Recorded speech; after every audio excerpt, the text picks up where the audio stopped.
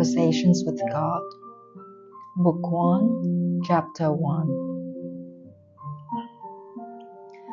In the spring of 1992, it was around Easter, as I recall, an extraordinary phenomenon occurred in my life.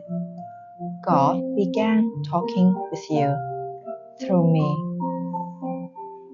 Let me explain why.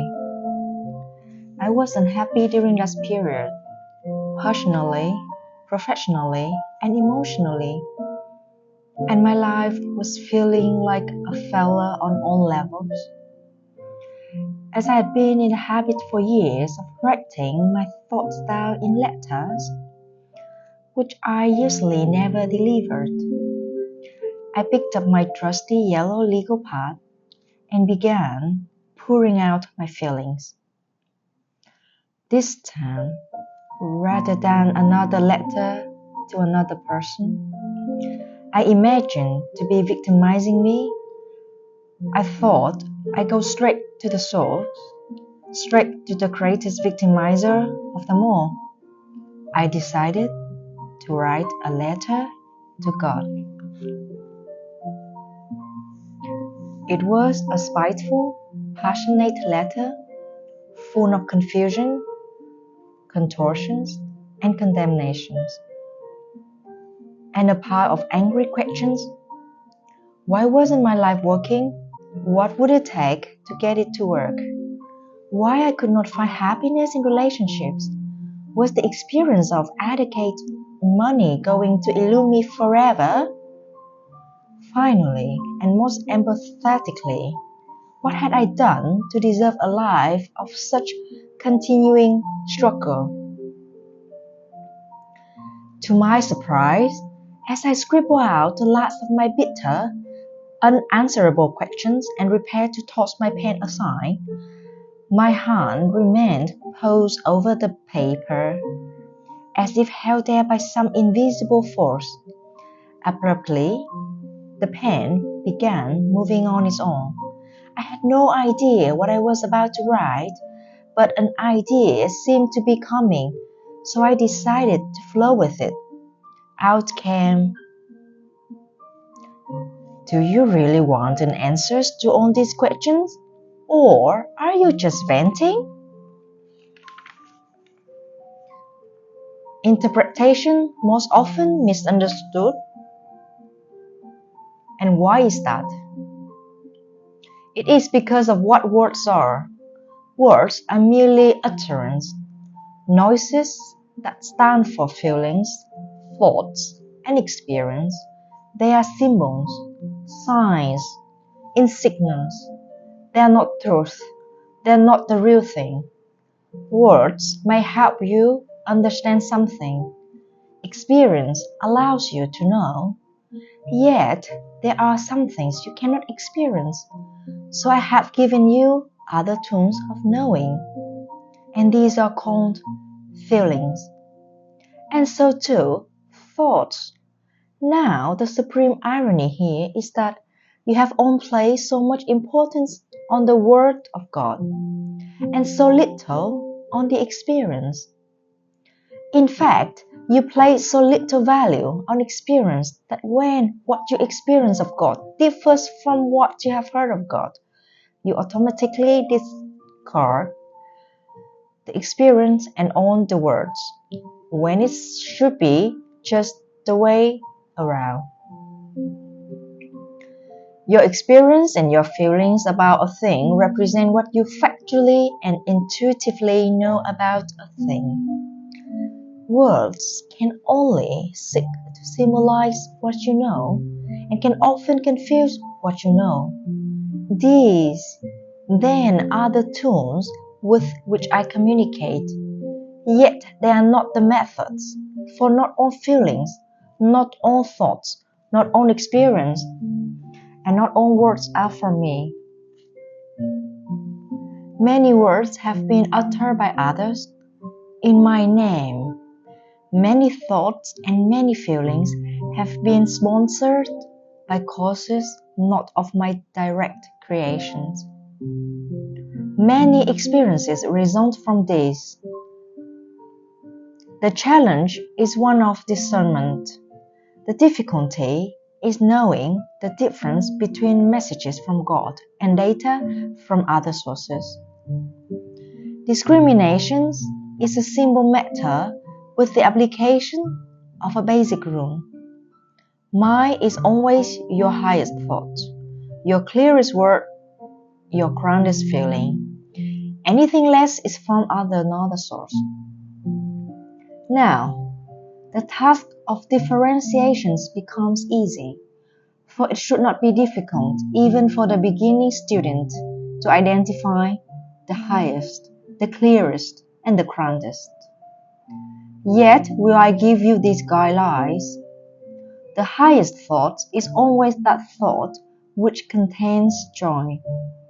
The clearest words are those words which contain truth. The grandest feeling is that feeling which you can call love, joy, truth, love. These three are interchangeable and one always leads to the other. It matters not in which other they are placed. Having with these guidelines determine which messages are mine and which have come from another source. The only question remaining is whether my messages will be heeded. Most of my messages are out.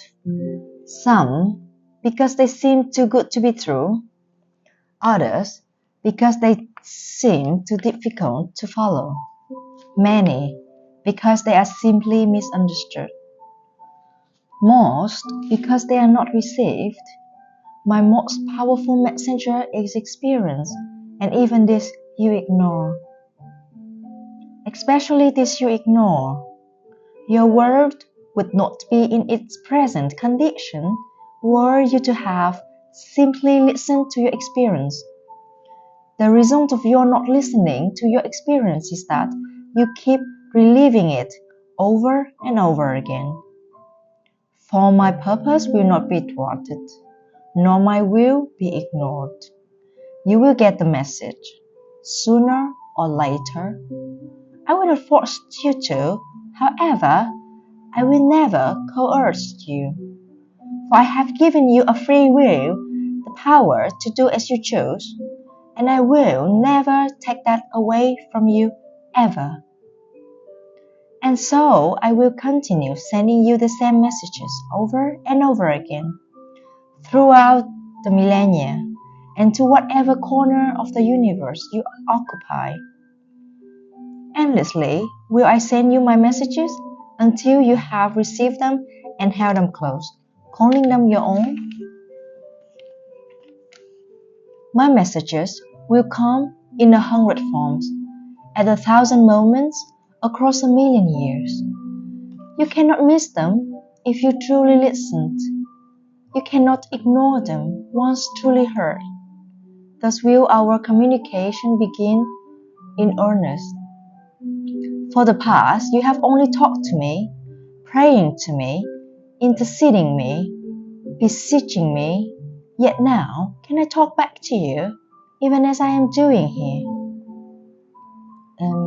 How can I know this communication is from God? How do I know this is not my own imagination? What would be the difference? Do you not see that I could just as easily walk through your imagination as anything else?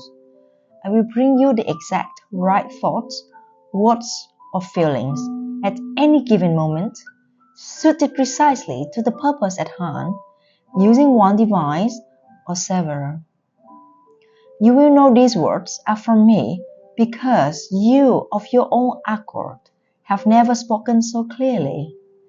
Had you already spoken so clearly on these questions, you would not be asking them. To whom does God communicate? Are there special people? Are there special times? All people are special, and all moments are golden. There is no person, and there's no time, one more special than another. Many people choose to believe that God communicates in special ways, and only with special people. This removes the mass of the people from responsibility for hearing my message, much less receiving it, which is another matter, and allows them to take someone else's word for everything. You don't have to listen to me, for you've already decided that others have heard from me on every subject, and you have them to listen to. By listening to what other people think, they heard me say, you don't have to think at all. This is the biggest reason for most people turning from my messages on a personal level. If you acknowledge that you are receiving my messages directly, then you are responsible for interpreting them. It is far safer and much easier to accept the interpretation of others, even others who lived 2,000 years ago, than seek to interpret the message you may very well be receiving in this moment now. Yet I invite you to a new form of communication with God, a two-way communication. In truth, it is you who have invited me, for I have come to you in this form right now in answers to your call. Why do some people, take Christ for example, seems to hear more of your communication than others? Because some people are willing to actually listen. They are willing to hear. They are willing to remain open to the communication, even when it seems scary or crazy or downright wrong. We should listen to God even when what's being said seems wrong, especially when it seems wrong. If you think you are right about everything, who needs to talk with God? Go ahead and act on that on you know. But notice that you've been on doing that since the time began. And look at what shape the world is in. Clearly, you've missed something. Obviously, there's something you don't understand. That which you do understand must seem right to you, because right is the term you use to designate something with which you agree. What you've missed will, therefore, appear at first to be wrong. The only way to move forward on this is to ask yourself, what will happen if everything I thought was wrong was actually right? Every great scientist knows about this. When what a scientist does is not working, a scientist sets aside all of the assumption and starts over. All great discoveries have been made from a willingness, an ability to not be right.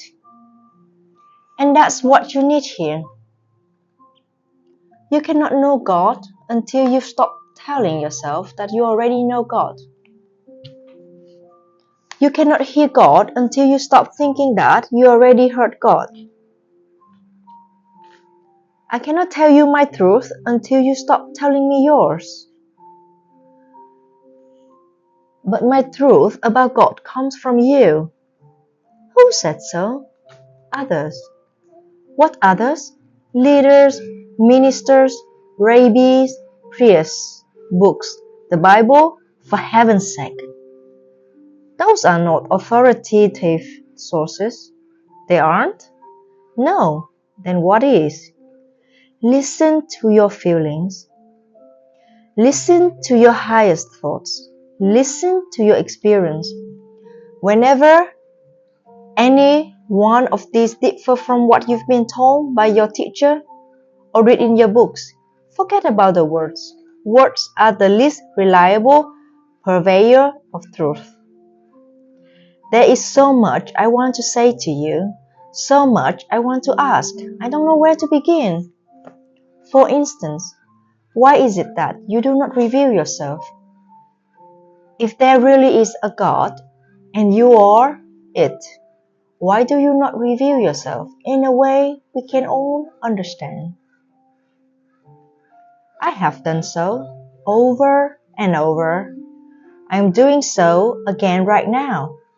No, I mean by a method of revelation that is incontrovertible, that cannot be denied, such as appearing right now before my eyes.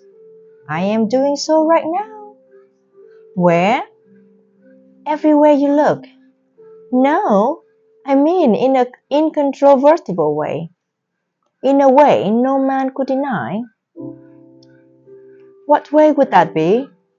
In what form or shape would you have me appear? In the form or shape that you actually have. That would be impossible, for I have no form or shape, you understand?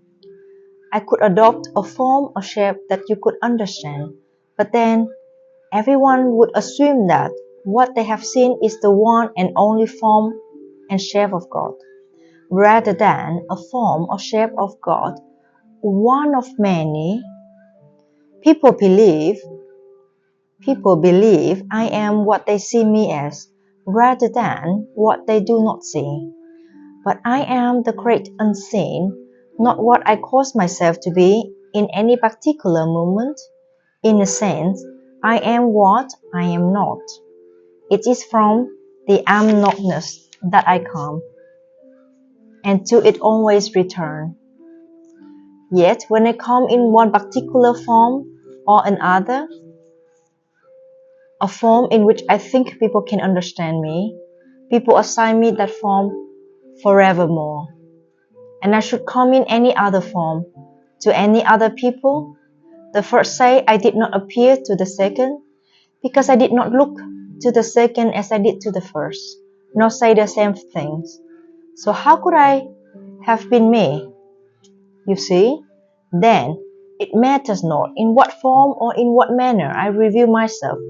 Whatever manner I choose and whatever form I take, none will be uncontrovertible. But if you did something that would evidence the truth of you, who you are beyond doubt or questions, there are still those who would say, it is of the devil or simply someone's imagination, or any cause other than me. If I revealed myself as God Almighty, King of heaven and earth, and moved mountains to prove it, there are those who would say, it must have been Satan. And such is as it should be, for God does not reveal God's self to God's self from or through outward observation, but through inward experience. And when inward experience has revealed God's self, outward observation is not necessary. And if outward observation is necessary, inward experience is not possible. If, then, revelation is requested, it cannot be had, for the act of asking is a statement that is not there, that nothing of God is now being revealed. Such a statement produces the experience, for your thought about something is creative, and your word is productive, and your thought and your word together are magnificently effective in giving birth to your reality. Therefore shall you experience that God is not now revealed, for if God were, you would not ask God to be. Does that mean I cannot ask for anything I want? Are you saying that praying for something actually pushes away from us? This is a question which has been asked through the ages, and has been answered whenever it has been asked. Yet you have not heard the answer, or will not believe it. The question is answered again in today's term and today's language. Thusly, you will not have that for which you ask, nor can you have anything you want. This is because your very request is a statement of lack, and your saying you want a thing only works to produce that precise experience wanting in your reality. The correct prayer is therefore never a prayer of supplication, but a prayer of gratitude. When you thank God in advance for that which you choose to experience in your reality, you, in effect, acknowledge that it is there, in effect. Thankfulness is the most powerful statement to God, an affirmation that even before you ask, I have answers. Therefore, never supplicate, appreciate. But what if I am grateful to God in advance for something and it never shows up? That could lead to disillusionment and bitterness. Gratitude cannot be used as a tool with which to manipulate God, a device with which to fool the universe. You cannot lie to yourself. Your mind knows the truth of your thoughts. If you're saying, thank you God for such and such, all the while being very clear that it isn't there in your present reality, you can't expect God to be less clear than you and so produce it for you. God knows what you know, and what you know is what appears as your reality. But how then can I be truly grateful for something I know is not there? Faith. If you have but the faith of a mustard seed, you shall move mountains. You come to know it is there because I said it is there. Because I said that. Even before you ask, I shall have answers because I said and have said to you in every conceivable way, through every teacher you can name, that whatsoever you shall choose, choosing it in my name, so shall it be. Yet so many people say that their prayers have gone unanswered. No prayer, and a prayer is nothing more than a fervent statement of what is so, goes unanswered. Every prayer, every thought, every statement, every feeling is creative, to the degree that it is fervently held as truth. To that degree will it be made manifest in your experience. When it is said that my prayer have not been answered, what has in actuality happened is that the most fervently held thought, word, or feeling have become operative. Yet what you must know, and here's the secret,